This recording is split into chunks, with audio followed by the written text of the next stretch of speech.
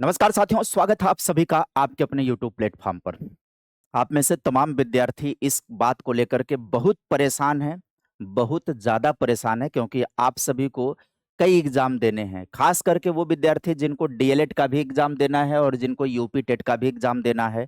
इसमें कौन विद्यार्थी हैं जिनके सामने घनघोर संकट की स्थिति है, वो डिसाइड नहीं कर पा रहे हैं कि वो कौन-सी तैयारी पर फ़ोकस करें, अपने डीएलएड की तैयारी पर फ़ोकस करें या फिर अपने यूपी टेट के एग्जाम पर फोकस करें, यूपी टेट की तैयारी पर फोकस करें, इस बात को लेकर के परेशान हैं। तो यहाँ पर हम चर्चा करेंगे, आपके इसी डाउट में, आपके इसी समस्या में थोड़ा-सा हमारी तरफ से कुछ मार्गदर्शन प्राप्त होगा, आपके लिए काफ़ी हेल्पफुल हो सकता है। मैं ये नहीं कह रहा हूँ कि ये 100% हमारा ही विचार आप फॉलो करके चलिएगा, उसके बाद आपका काम आसान हो जाएगा, ये बात कतई नहीं। ये मेरी तरफ से आपको दी जाने वाली सलाह है।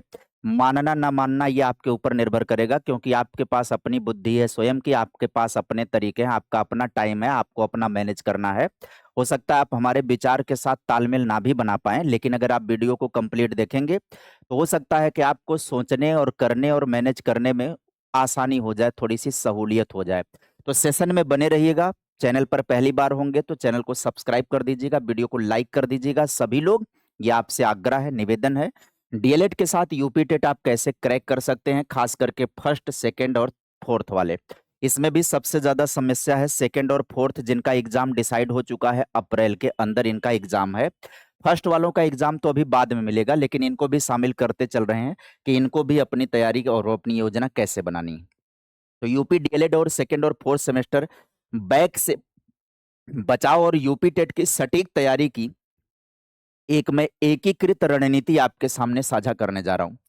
यूपी डीएलएड सेकंड और फोर्थ सेमेस्टर के छात्रों के लिए स्थिति थोड़ी-सी अधिक चुनौतीपूर्ण होती है क्योंकि सेमेस्टर परीक्षाओं का दबाव इनके ऊपर बहुत ज़्यादा होता है और डीएलएड बैक लगने से बचने के साथ-साथ यूपी टेट की तैयारी का तालमेल बिठाने के लिए एक बिल्कुल अलग सटीक रणनीति की आवश्यकता होती है। क्योंकि जो फोर्थ सेमेस्टर में है इनके सामने ज़्यादा गंभीर समस्या है कि अगर फोर्थ सेमेस्टर वाले टेट क्वालिफाई करते हैं, भविष्य में हो सकता है सुपर टेट जैसी कोई वैकेंसी या अध्यापक भर्ती परीक्षा प्राइमरी के अंदर देखने को मिल सकती है।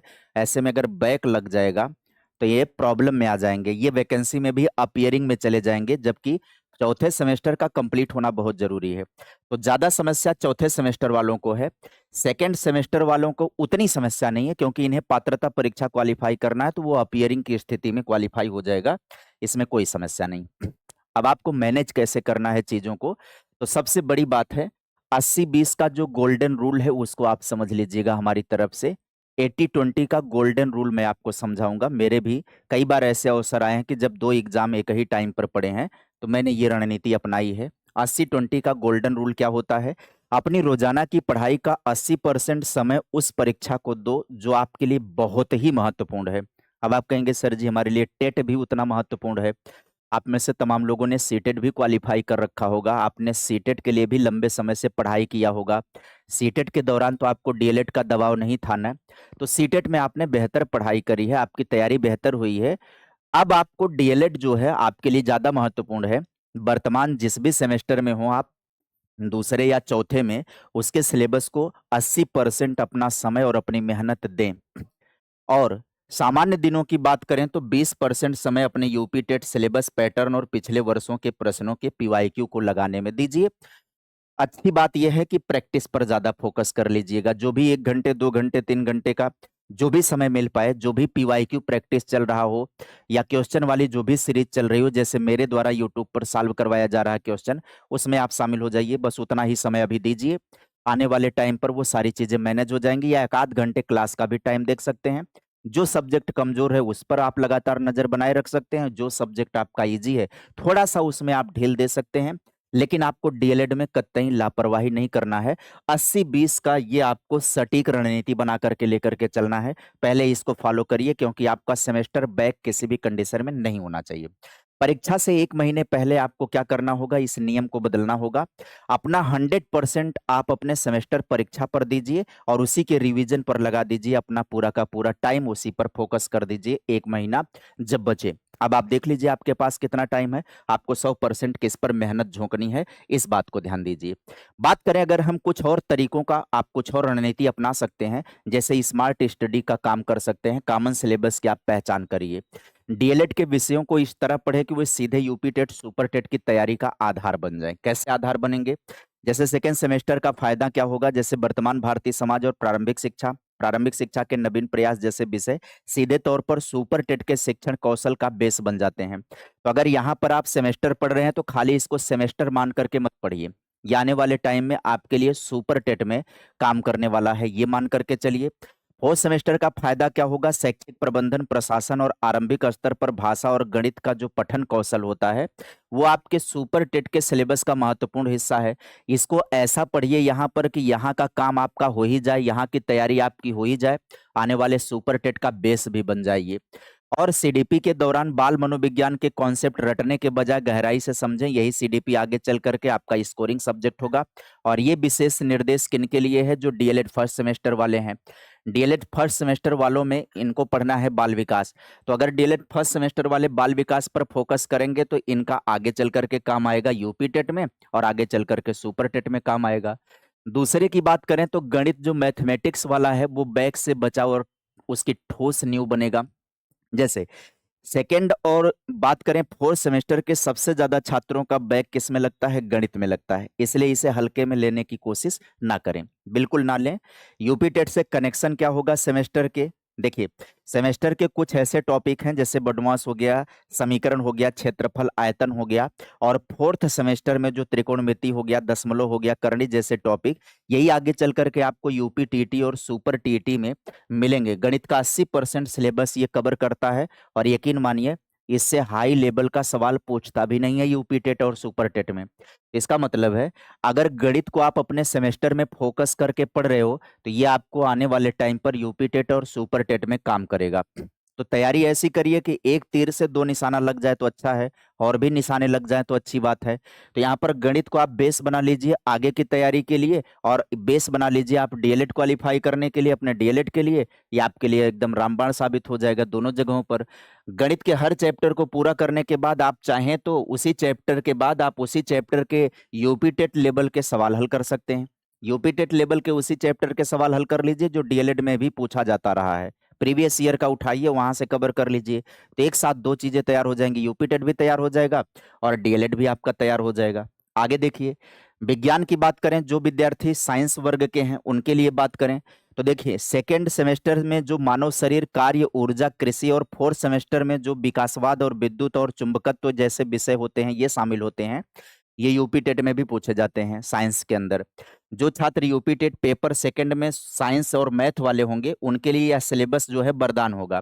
इसके अलावा सुपर टेट में विज्ञान के 10 अंक सीधे तौर पर एससीईआरटी के इन्हीं सेकंड और फोर्थ सेमेस्टर की किताबों से आते हैं।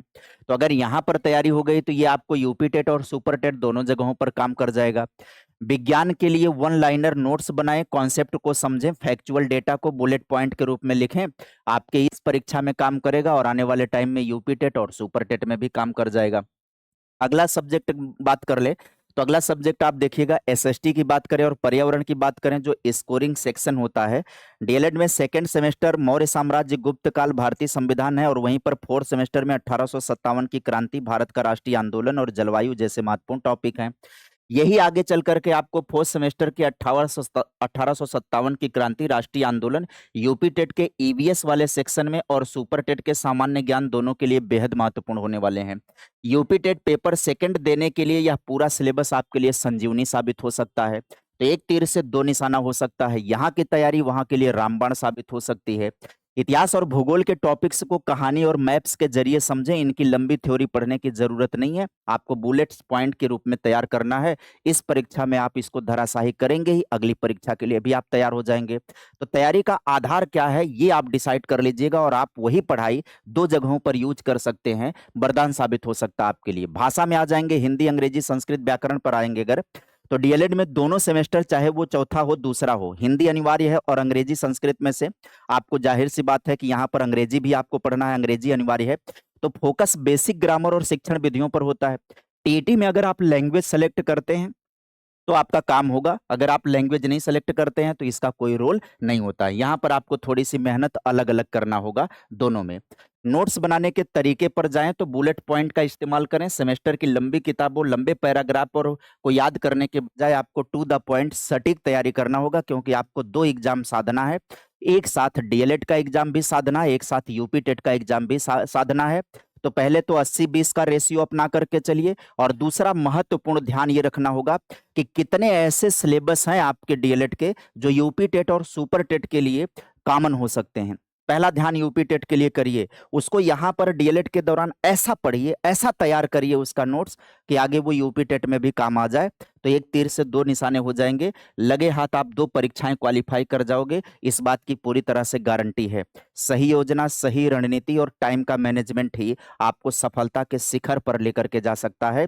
परेशान होने से, हताश होने से लगातार सर जी ये बता दीजिए ऐसे कैसे मैनेज करेंगे, वैसे कैसे मैनेज करेंगे, ऑनलाइन इतनी क्लासेस चल रही हैं वो कैसे मैनेज करेंगे, पढ़ने वाले पढ़ रहे हैं उनको पढ़ने दीजिए। आपकी स्ट्रेटजी और आपका तरीका अपना होना चाहिए, उस आधार पर आगे बढ़िए, आपकी सफलता सुनिश्चित होगी। दोनों परीक्षाओं में आप सभी को ढेर सारी शुभकामनाएं पहले से ही मैं प्रदान कर दे रहा हूं, और लगातार तैयारी से जुड़ा रहूंगा, लगातार तैयारी के लिए तो काम करता ही रहूंगा। आप लोगों ने डाउट पूछे थे, आप लोगों ने मार्गदर्शन पूछा था, तो मार्गदर्शन रहा। उम्मीद करेंगे कि आप सभी को यह मार्गदर्शन खूब अच्छा लगा होगा, समझ में आया होगा, और भविष्य में आप योजना भी अच्छी बनाएंगे।